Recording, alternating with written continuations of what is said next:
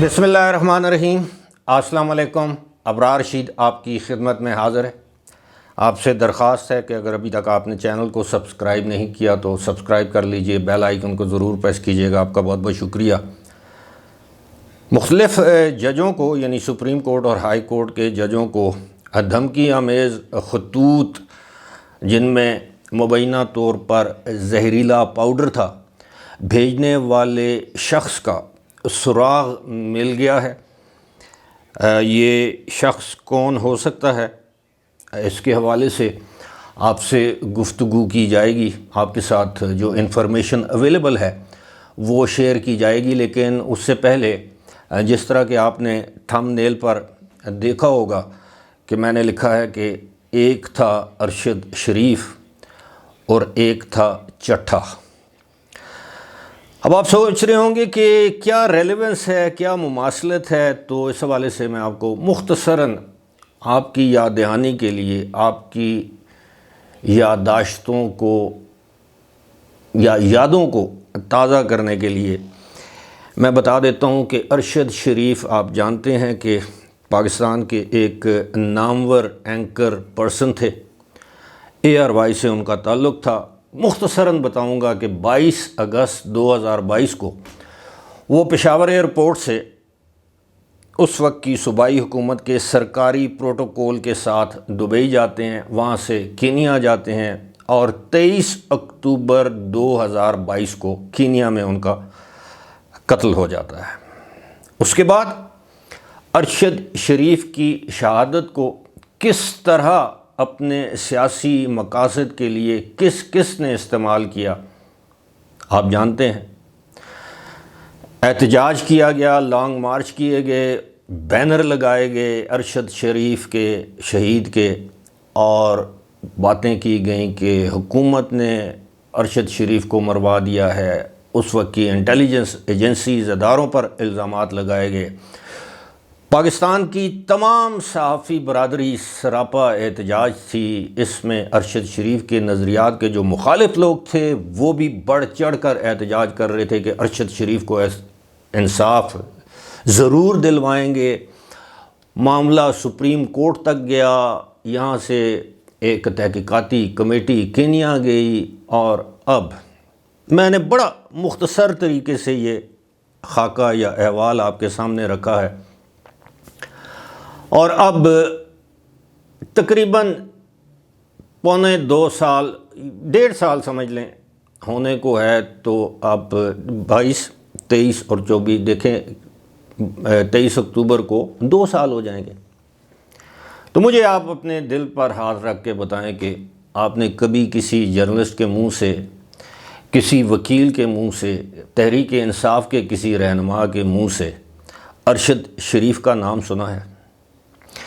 کسی نے آپ کو یہ بتانے کی زحمت گوارا کی ہے کہ ارشد شریف کی والدہ کس حال میں ہیں، ان کی شاید 2 بیگمات ہیں، وہ کس حال میں ہیں، ان کے بچے کس حال میں ہیں، عدالت میں ان کا کیس لڑنے کے لیے جو اس وقت کے نامی گرامی وکلاء جا رہے تھے عدالتوں میں، وہ کس حد تک ارشد شریف کے کیس کو پرسو کر رہے ہیں۔ شوکت عزیز صدیقی جو جج، وہ بھی ان کا کیس لڑ رہے تھے، پتہ نہیں اس کیس کا کیا ہوا۔ ایک شخص کا میں بتا سکتا ہوں یا میں کہہ سکتا ہوں، وہ فیصل واوڈا اکثر اپنے کسی نہ کسی پروگرام میں، ٹاک شو میں جس میں وہ آتے ہیں، وہ ارشد شریف کا ذکر کرتے ہیں اور بتاتے ہیں کہ جی وقت آنے پر وہ ان چہروں کو بے نقاب کریں گے، لیکن پتہ نہیں وہ وقت کب آئے گا۔ دوسرا جناب میں نے ذکر کیا ہے، ایک تھا چٹھا۔ تو آپ نے نام سنا ہوگا کمشنر راول پنڈی لیاقت علی چٹھا، ٹھیک ہے جی۔ اور اس سال 17 فروری کو انہوں نے بڑی دھماکہ خیز قسم کی پریس کانفرنس کی۔ ان کا ضمیر جاگا، وہ خودکشی کرنے والے تھے کہ جناب راول پنڈی کے تمام قومی اسمبلی کے حلقوں میں دھاندلی ہوئی ہے، ہارے ہوئے امیدواروں کو جتوایا گیا ہے اور وہ اس کی ذمہ داری لیتے ہیں، اور میرے ساتھ ساتھ chief justice of Pakistan, chief election commissioner of Pakistan کو پنڈی کے کچہری چوک میں پھانسی لگا دی جائے، سزائے موت دی جائے۔ آپ کو یاد ہے بڑا کوہرام بپا ہوا جناب کہ او جی یہ ہو گیا وہ ہو گیا۔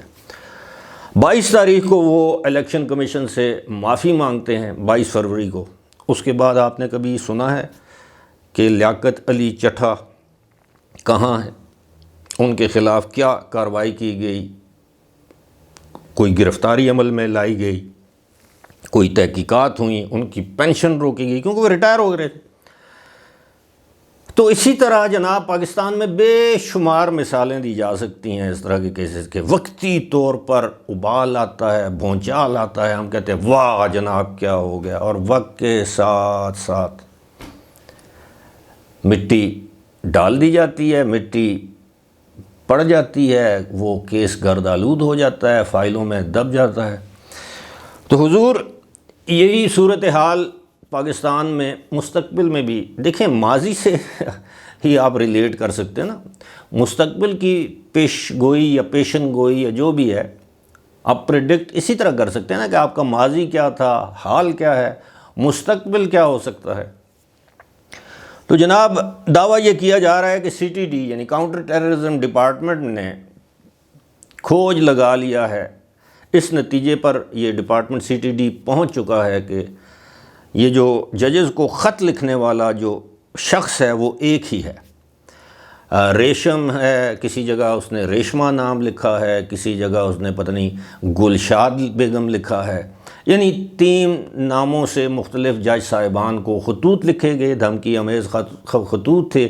اس میں جو پاؤڈر تھا کہا جا رہا ہے کہ اس میں ارسینک کی آمیزش تھی، یعنی سنکھیا نامی جو زہر ہے اس کی آمیزش تھی، اور یہ ججوں کو دھمکانے کے لیے پتہ نہیں ناموس پاکستان نامی کسی گروپ کی جانب سے یہ سب کچھ کیا گیا ہے۔ اور یہ ہینڈ رائٹنگ ہم نے میچ کی ہے، فورینسک کیا ہے، اور ایک ہی شخص کی وہ ہینڈ رائٹنگ ہے سی سی ٹی وی فوٹیج سے، یعنی جہاں جہاں کیمرے کام کر رہے تھے پوسٹ لیٹر باکس کے آگے پیچھے، ان سے بھی مدد لی گئی ہے۔ اب نادرا کے پاس بھجوا دیا گیا ہے یہ سارا معاملہ، اور پتہ چل جائے گا۔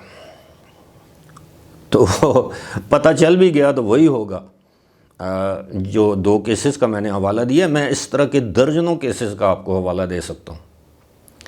پتہ چل جائے گا تو کیا ہوگا، وہ اس شخص کو گرفتار کر لیا جائے گا، اس سے پوچھ گچھ ہوگی، وہ کہے گا ہاں جی، جسے کہتے ہیں لون وولف، ہاں جی میں تنگ تھا، یہ جج جو ہیں یہ اس طرح کر رہے تھے، یہ جج جو ہیں انہوں نے بیڑا غرق کیا ہے، ہماری عدلیہ کے نظام نے اس ملک کا بیڑا غرق کر کے رکھ دیا ہے، جج سیاسی ہو گئے ہیں، یہ ہو گیا وہ ہو گیا، وہ بیان دے گا، وہ پھر وہ کہے گا یا اسے قرار دیا جائے گا مخبوط الحواس ہے جی، اس کا کوئی مقصد نہیں تھا۔ بہرحال اسی طرح کا ایک اور کیس ہے، اگر آپ کہیں تو وہ بھی میں آپ کی خدمت میں پیش کر دیتا ہوں۔